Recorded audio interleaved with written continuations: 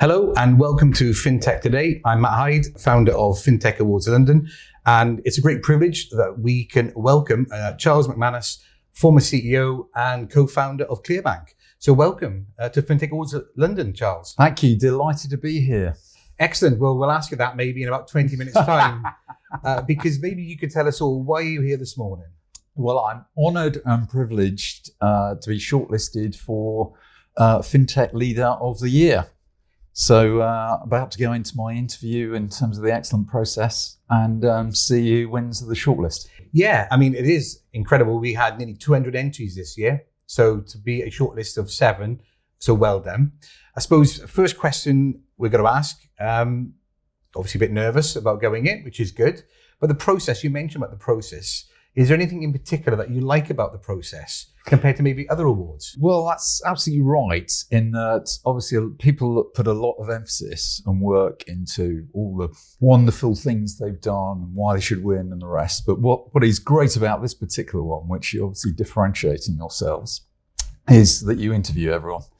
And obviously the interview weighs pretty heavy in terms of the final outcome, not just what's written on the piece of paper. So well done you in relation to trying to create that level playing field amongst the candidates and then select the best. So and it's daunting for the candidates, but it's actually tremendous in terms of getting the right result, or hopefully it will be. Yeah, that's it. I think that's exactly. And again, building community, though, to be fair, a lot of the judges, including the chair, Christopher Willard, CBE, you'll know quite well. So yes, and Janine, of course, will. Yes. We spent last week.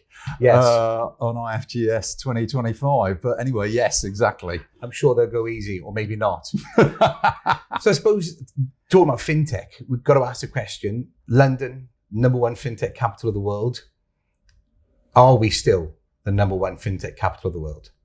Oh, I so want it to be. I mean, I'm passionate about UK fintech, and we started ClearBank back in 2016 in London. And even our tech engineers, we started in London, and then through the pandemic, everyone worked at home. We ran the bank for 18 months remotely, all around London.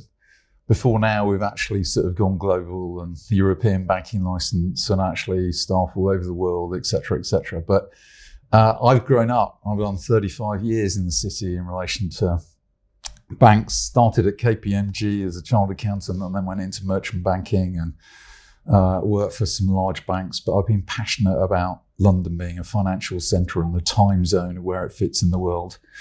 But our crown's under attack. And so there's lots to do in relation to New York and IPOs, Singapore, innovation, Dubai, the US changes. So we've got a lots of work to do to make sure we keep it as the premier financial centre of the world, particularly for fintech.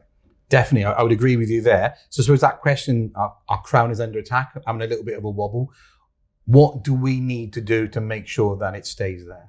Well, I've been really privileged to be part of co-chair of the Unicorn Council of Innovate Finance, working with government and industry. And we've done a lot of roundtables, number 10, number 11. And Rachel Reeves announces the industrial strategy on the 15th of July at the Mansion House speech. And we've been putting a lot. And there's various buckets of recommendations in there, from regulation to innovation to growth to capital and people and talent. All those ingredients, there are more things we need to do, but UK fintech can then actually take those results and actually grow and innovate faster. And it's all about more, further, faster, and creating global winners of fintech, not just startups. And so it's really important. Some of our recommendations on regulators have been about allocating resources to scale ups and going further and faster to create global champions in relation to fintech. So really been enjoying that, and lots of detailed recommendation. But I'm also, one of my expressions at ClearBank I was named for as CEO is execution, execution, execution. And so not just talk, but actually action. And that's what we want to achieve. I would agree totally there about action. We can talk for as long as we want, but doesn't achieve what we need to do. And action is so important. And would you say that is action from number 10, but then action as well from maybe the fintech companies taking on and moving things themselves. Absolutely.